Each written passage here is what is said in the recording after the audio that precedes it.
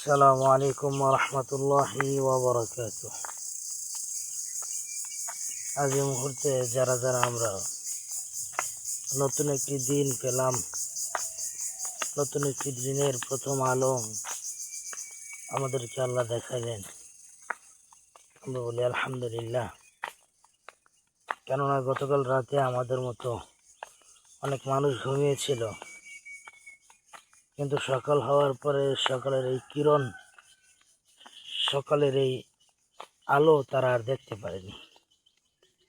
তারা চোখ যে বন্ধ করেছে, ওই চোখ আর খুলতে পারেনি। আপনাকে আমাকে আল্লাহ আরো একটি দিন দিয়েছেন, অতএব